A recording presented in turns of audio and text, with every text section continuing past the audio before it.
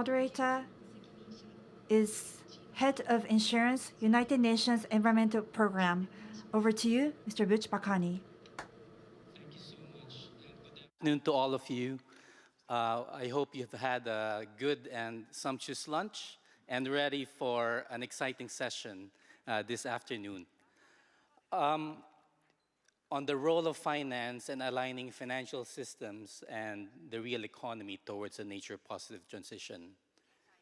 Let me begin with this statement that if the real economy today were nature positive, then finance automatically would be nature positive. That means we don't need this session.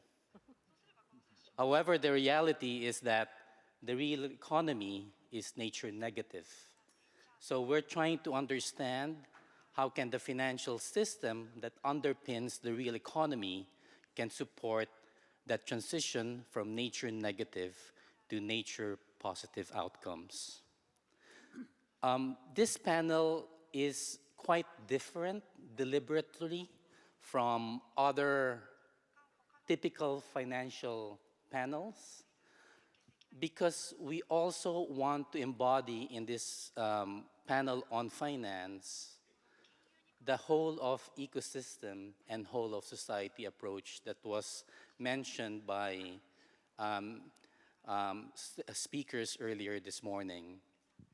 So we want to make sure that we are able to connect the change in the financial system and the different actors, that we could actually show how this could support the transition of the real economy. It's also very interesting that this panel has a number of organizations from insurance institutions. The reason why that is important is because the United Nations Environment Program last year, one of our initiatives issued a insurance communique for the climate conference in Brazil, saying that there is a looming global insurability crisis. What has been happening over many decades is that insurance has been the silent cornerstone of financial and economic security over many decades. But now, that is showing some cracks. More and more countries, not only in the global south, but also in high-income countries like the United States, Australia, in Europe, are now faced with escalating physical risks that is making insurance increasingly more costly, unaffordable for some, and some markets are starting to have a lack of insurance.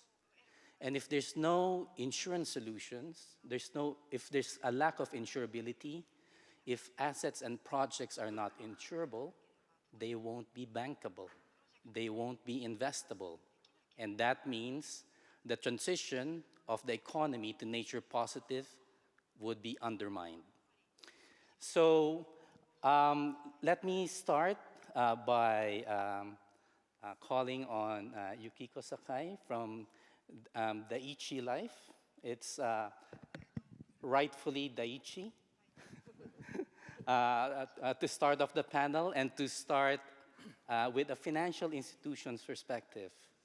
And Sakai-san, I wanted you to, as you speak, explain what is your company, but also answer a simple question. Why? Why does finance need to take into account nature in its core business? Thank you, Butch. Hi, everyone. I'm Yukiko Sakai from the Daiichi Life Group. I'm the Group Chief Sustainability Officer, and I'm going to switch to Japanese. まず、ありがとうございます。Thank you so much for the question. First of all, nature-related issues are not just externalities. It is indeed having an impact on corporate value. we need to understand the financial impact of nature. In the Daiichi Life Group, we are a life insurance company, but we are also an institutional investor with over 70 trillion yen in AUM. This is why we are able to look at both the asset side and the liability side. As a life insurance company, as Butch mentioned, climate change is having an impact on people's lives, and that is increasing or having an impact on mortality and insurance payout. Also, as an institutional investor, how is the changes in environment impacting our investees and their resilience and the long-term value of such corporations? So for us, nature is not just an environmental issue, it is risk, opportunity, and more than anything, it is becoming a very important business priority. In terms of the life insurance business, I'd like to talk a little bit about our impact. We are looking at the impact of climate change on mortality and life insurance. In the 1990s, this could increase by 4.5 billion yen. And this may seem small, but the monetary impact itself is not the problem. But the fact is that climate change and environmental change is actually having a financial impact on the life insurance companies. That is also becoming very clear. Also, from the investor side, TNFD is talking about the 12 material businesses. And TNFD shows that 39% of our business is dependent on such sectors. And so in that sense as well, nature is material for Daiichi Life. We are taking various initiatives, but the biggest challenge is how to measure the status of nature and how to incorporate that as our target. And we have not yet been able to reach a consensus on this. There is the 1.5 degree climate change target, which we can refer to. But in terms of nature and biodiversity, it is more complex, and it is difficult to set a common target. And that is all the why NPI and the summit and these discussions are so important in visualizing the concept of the status of nature, and we hope that this will move the discussions forward. Nature needs to be measured. It will be just a concern, but if we can measure it, then we can build a strategy. Thank you. Thank you so much for that reply. Before I ask you another simple question, I actually wanted to show the online poll that we wanted you to respond to. If we could show the slide, please scan the QR code and give some moment for you to scan that. And then later in the discussion, we'll show the results of that online poll to the panel, and let's also gauge their insights on that. Okay, I hope you were able to do that. We're expecting 3,000 responses from you for that online poll, and let's see how many people respond. So, Sakai-san, I think it was very interesting that you showed that nature is financially material across both sides of your balance sheet. On the asset side, on your investments, on the underwriting side with your insurance portfolio. You've shared why.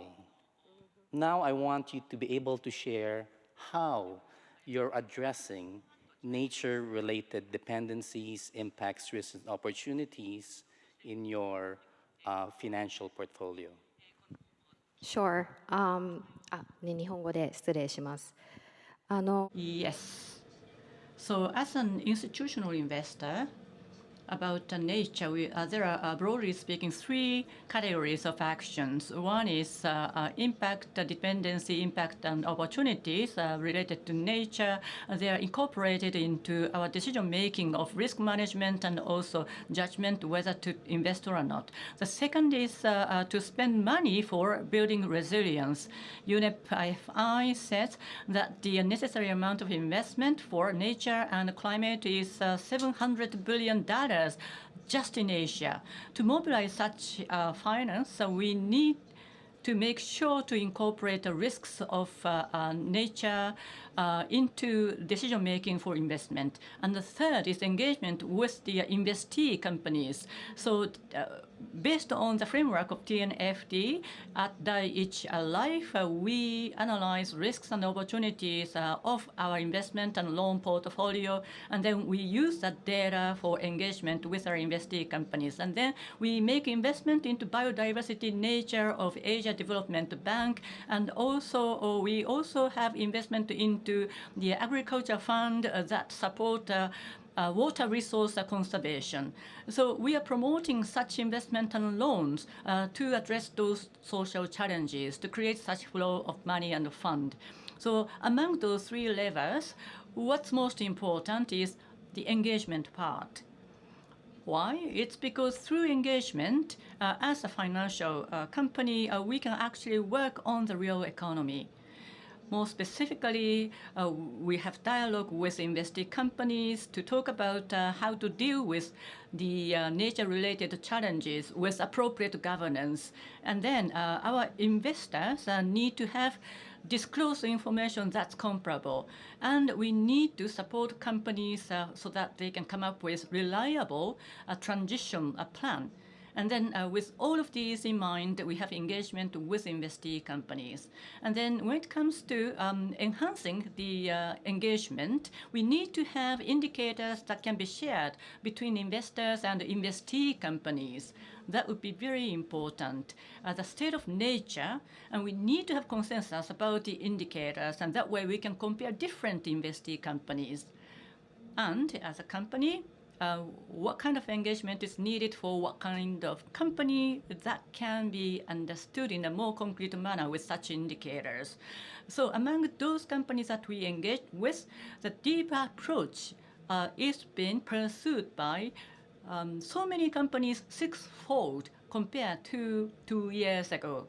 But on the other hand, setting appropriate targets and KPIs, that's not been done by many companies just yet. So that's why, as I have said, measurement and setting targets, that still is a challenge. We have to go back to that challenge. So indicator for state of nature, we need to have consensus. As long as such a consensus is there, we can enhance our engagement further and further promote transition of the companies. So financial institutions alone cannot realize nature positivity. So our companies need to shift from commitment to actual implementation. As an institutional investor, we will support the companies in that endeavor. Thank you. So much, Sakai-san. I think it's really important that a financial institution like Daiichi is able to use the different levers in its capacity to drive the nature positive transition. And I think very eloquently you were able to show how you can do that as an investor, how you can do that as an insurer. You can think about policies on what you want to invest in or insure, and also the importance of engagement. Active ownership is really a core part of engaging with the real economy, so that there is we can support and accelerate that transition. So let's go to our second speaker. And investors and financial markets need information. And they need that in a comparable and standardized way. So it's very interesting that we also have this afternoon the International Sustainability Standards Board, and we have Komori, Hiroshi Komori, to share with us what the ISSB is all about. There's so many acronyms out there in the field of sustainable finance. ISSB is another one, TNFD, TCFD, GRI, CDP, I can tell you a whole alphabet soup of acronyms. But today, let's focus on ISSB. And here, what is the mandate of ISSB? What is the ISSB all about? Okay, thank you very much, Butch. I am Hiroshi Komori of ISSB, and thank you so much for having me here today. It's a very distinguished, conference summit. ISSB is not in a position to be able to discuss finance topic directly. We are just standard setter in terms of the global size. So, but our mission is to remove, alphabet soup situation, which has been big hindrance, both for companies and investment side. First one is companies. There are too many voluntary, initiatives and also sustainability disclosure standard in the past 30, 40 years. And therefore, although the company tried to express their own, sustainability implementation and activities to the investors, but it has been really difficult for them to deliver such effective and appropriate sustainability information to the investors. And at the same time, investors has been a big difficulty as well to acquire reliable, comparable, verifiable, consistent sustainability information, which actually disclosed by companies, but it didn't work on the investment side, lack of such a comparability and consistency or something like that. So that is a situation which made ISSB born, at COP26 in Glasgow 2021 as a sister board of our IASB on the financial institution side, financial accounting side. So I always emphasize that S1 and S2 is not a new sustainability disclosure at all. It is financial sustainability-related financial information disclosure standards, together with IFRS accounting standard or US GAAP or Japanese GAAP or something like that. So that is our mission right now. Thank you so much, Komori-san, for laying out what your mandate is. Can you share with us, a lot of the disclosure, if you go back even 3 decades ago, started with climate, right? And I think the evolution of disclosure in business and finance have climate origins. How is ISB addressing climate and also the nature agenda as its work evolves? Yes, thank you. That is a very good question for me to explain what we are doing right now. In case of, climate, we released S1 and S2 at the same time 3 years ago in June 2023, and with architecture like this. So S1 covers every sustainability information to be disclosed by companies if it is material, which would affect the company's, cash flows, business strategy, business model, or something else, and then which lead to disclosure of, risk and opportunity of the company. So in that sense, S1 covers every, sustainability disclosure topics, and then requires companies to disclose mandatory sustainability information, which will affect the investors' decision-making of investment, of equity, or investment of, fixed income bond, and lending or insurers as well. So that is a basic structure. And in terms of nature, which we are now going to make, say, new standards in the world, so the framework is exactly the same. We haven't yet changed at all on a S1, S2 relationship. So under the, as well, under the topic of nature, S1 requires companies to disclose nature-related material information, like climate topic. However, S1 doesn't cover all over nature-related topics, such as a TNFD, such as a transition plan or something like that, yet. So therefore, we decided to make practice statement, nature-related practice statement this time. And, but at the same time, which might have caused misunderstanding and concern among our stakeholders. Number one is that ISSB decided to put nature behind climate. ISSB decided to put less emphasis on the nature than climate. So that is the first misunderstanding. And also, second one is that ISSB has given up the S3 forever. So I can say that it's not true at all, because there is a few reasons why we had to select, why we had to opt the practice statement format.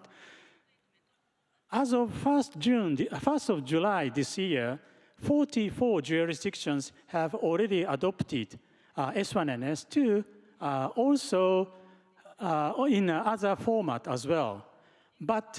And also some jurisdictions told us they welcome the S3 following S1, S2.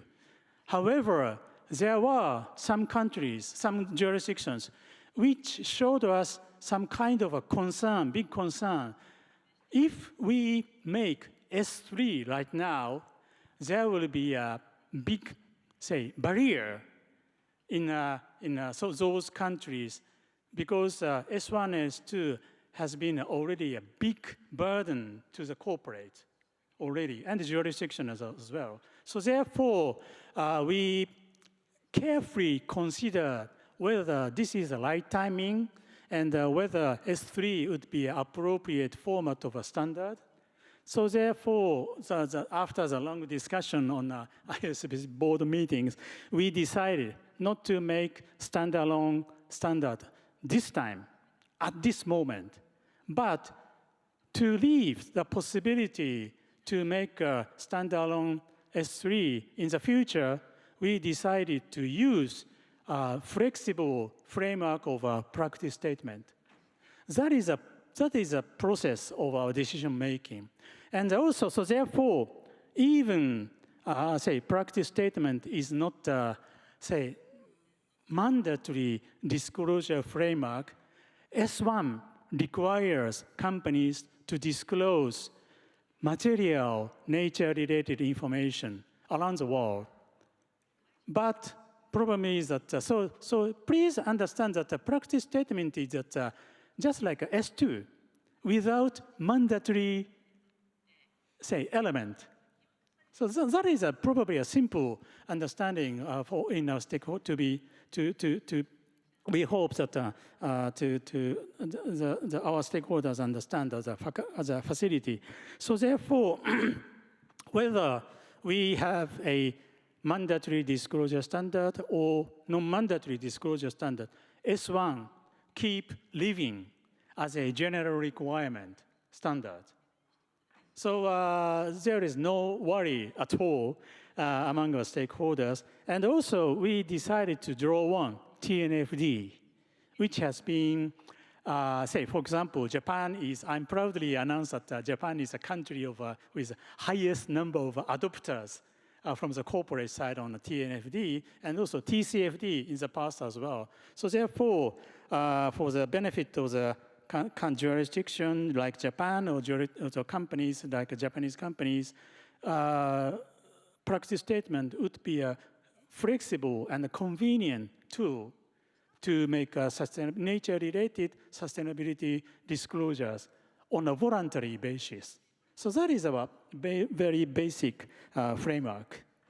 Thank you so much, Komori-san, for explaining how ISB is addressing the climate dimension and also the nature dimensions of sustainability, and how ISB is becoming the global baseline for sustainability disclosure. And this is really important as these are building blocks to changing the financial ecosystem. And it takes some time to change the system, but once it changes, then the ship can move.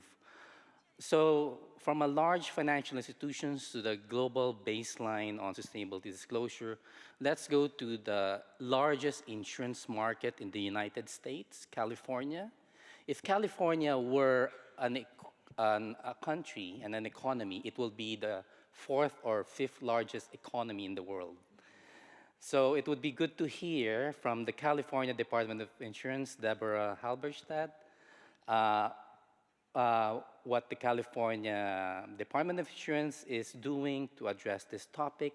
Why is nature important to a financial regulator like you, whose mandate is to protect policyholders, but also contribute to financial stability? Thank you so much, Butch. It's a pleasure to be here. I'm actually going to start with a story before I launch into my response to your question.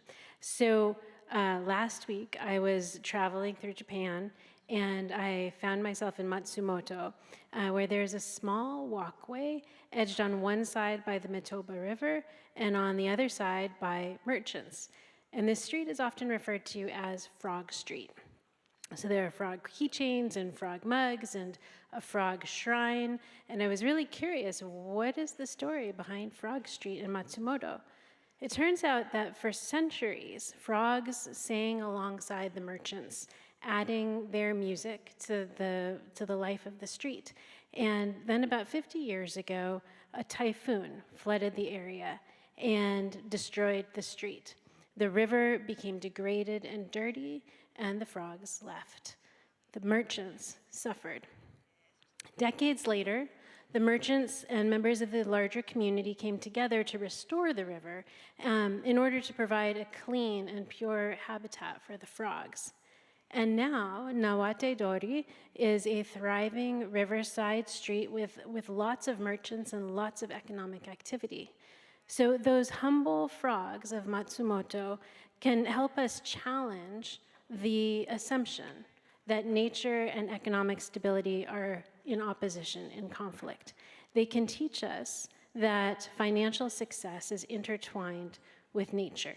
And in fact, Japan has a rich, long history of this concept of Satoyama, the idea that human activity and nature are interconnected, and that economic prosperity and ecological resilience are actually reinforcements of one another. So in response directly to your question, insurance regulators are uniquely positioned as leaders who can anticipate emerging trends and risks and opportunities and provide clarity and guidance to insurance companies and to consumers. And we can ourselves evolve and adapt our approaches in order to further our core mission of ensuring long-term solvency of the insurers. So we provide what I like to think of as visionary stewardship. We anticipate change, we enable innovation, and we strengthen economic stability by protecting nature. As some examples, in California, we are deeply concerned with risks associated with extreme heat. This is a risk I think we can all appreciate sitting here in Kumamoto today. We know that forests and urban tree canopy can significantly reduce the impacts of heat, as well as provide other ecosystem services such as carbon sequestration, providing physical and mental health benefits, wildlife habitat, economic benefits, and job creation. But these urban forests are themselves at risk from accelerating climate impacts like heat and drought and pest and storm. So in collaboration with the University of California, Santa Cruz, we completed a feasibility assessment and developed a conceptual model for a first-of-its-kind urban forest insurance. Our vision is to reduce uncertainty and financial impacts to local governments when events like significant storms or pest infestations threaten the urban forest. In our role as providers of guidance and clarity, we recently released draft regulations that would require insurance companies to demonstrate how they are addressing climate, nature, and technology risks through mechanisms like climate scenario analysis, stress testing, and transition planning. And as a last example, we have convened a Green Ribbon Commission on Biodiversity and Insurance that is focused on using a systems-level approach to identifying policy and regulatory levers in the state of California that can advance the role of insurance in protecting nature and in limiting its destruction. So, I mean, I think in sum, by addressing nature and climate risks, we as a Department of Insurance fulfill our mandate of financial stability and macro and micro prudential oversight. That's really important to hear, Deborah, that because sometimes when you engage with financial regulators, you ask them about climate and nature, and the response is, it's not written in our mandate.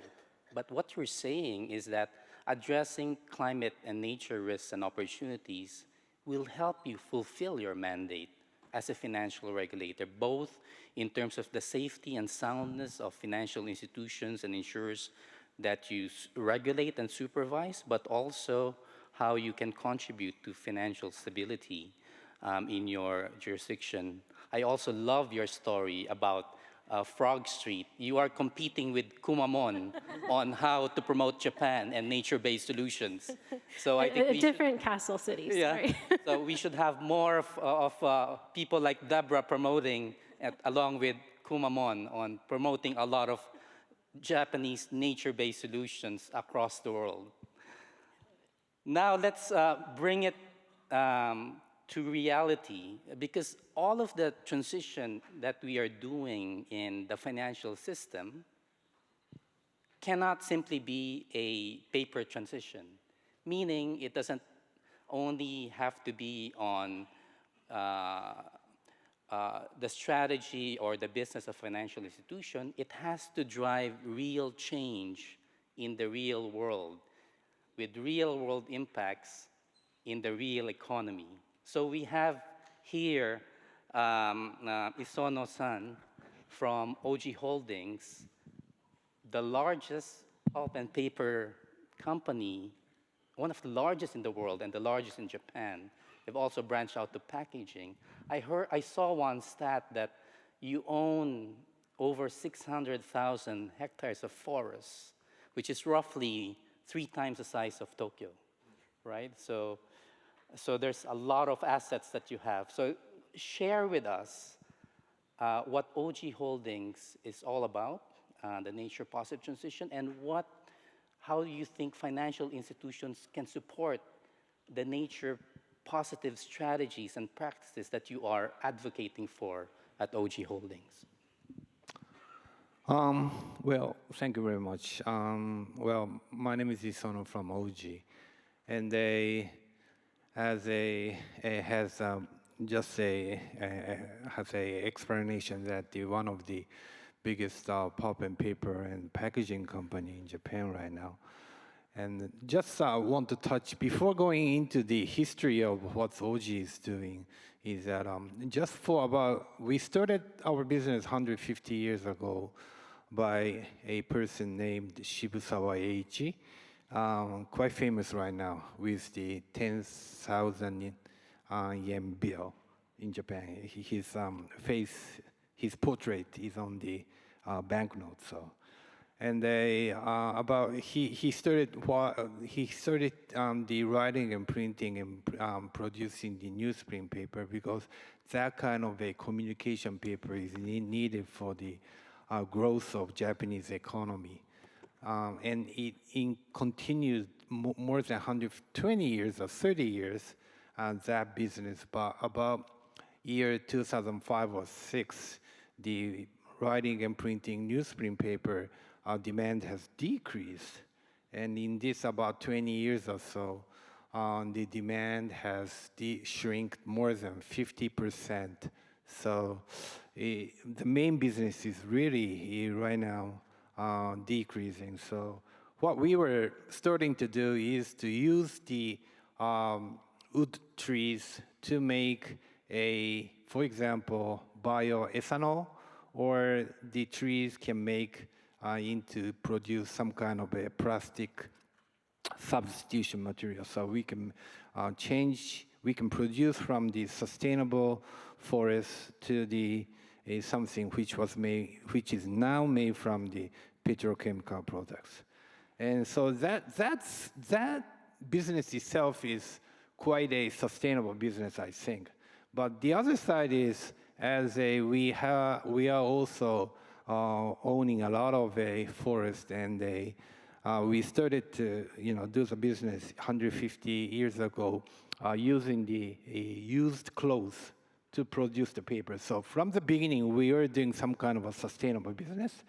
And after about 100 years ago, we started to produce the paper from the wood trees. And wood trees, at that time, the CEO of OG said that those who use the trees must have the responsibility to plant the trees. So from there, also, we are quite sustainable, and I believe that our business is a nature-positive business for more than 100 years.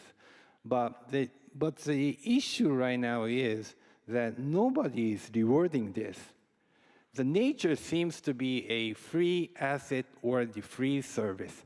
A lot of discussion was having this morning that the Kumamoto has a fresh groundwater, the biggest groundwater city in Japan also.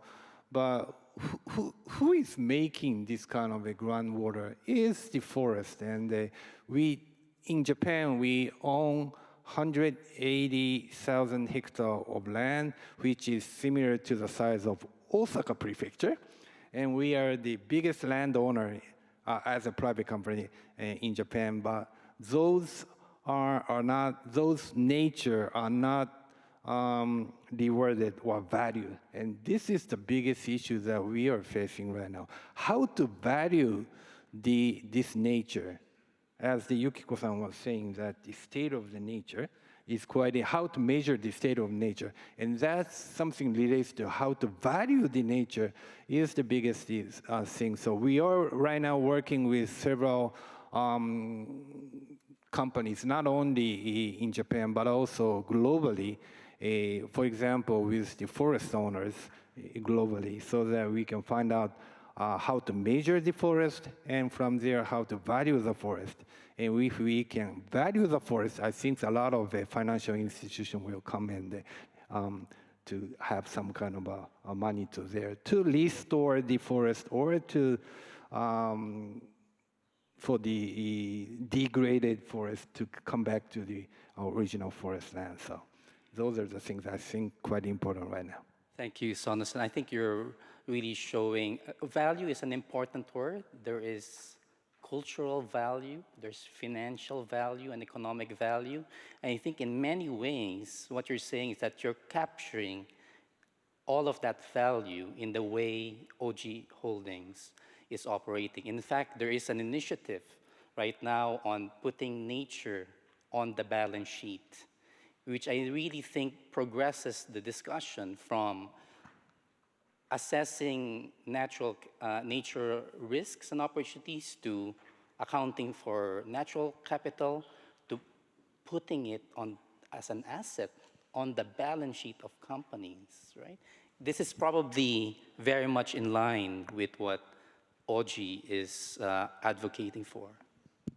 Yeah. Right now, there are several projects going on. One is the nature on balance sheet initiative, which is right now working, and how to put the nature itself on the asset side of the balance sheet. And still may take time, but in a short time, I think we can come to some kind of a solution. And some other projects that we are working is to find out how to measure the nature itself, and the maybe I think in the COP17 coming COP, trying to find that time to announce what we were doing, our global forest industry is doing to find out where's the value of the nature itself is. So, yeah. Thank you so much. With the few minutes that we have left, maybe we could show the results of the online poll.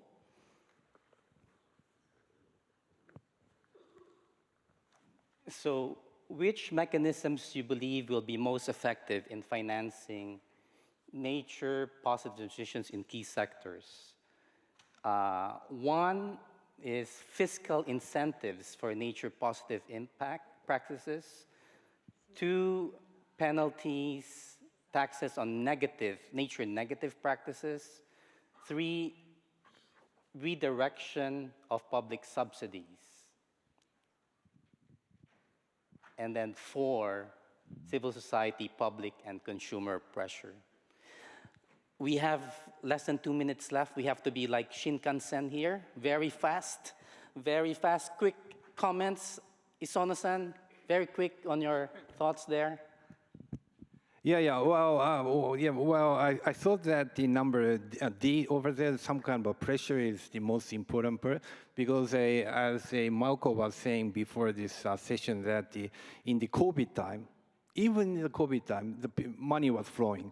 So that if really the nature is an issue, everybody thinks, then there will be some kind of a money needed flow in the market. Sakai-san. Yeah. So I think that I actually agree with one. I think that's the most practical approach and probably most powerful in Japan as well. So I agree with that. And I think for all of us, it is, I think, as you said, that the Japanese companies have the most number of TNFD early adopters, and that's great. But I think it's time to move on from understanding to implementation, and I think that's the most important part. ISSB is a public policy agnostic, so therefore I can't make any comments on the result of the question.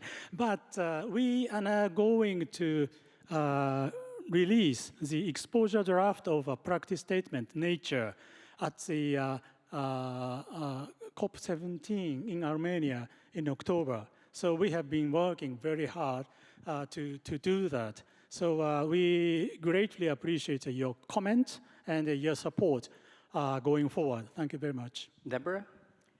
I would probably create a new category that talks about the layering of different financial mechanisms and how they can work together in concert. Right now, so many financial instruments and mechanisms are siloed, and we're not thinking creatively about how we can use them together more powerfully. Thank you so much. And for me, let me wrap up with final thoughts on that.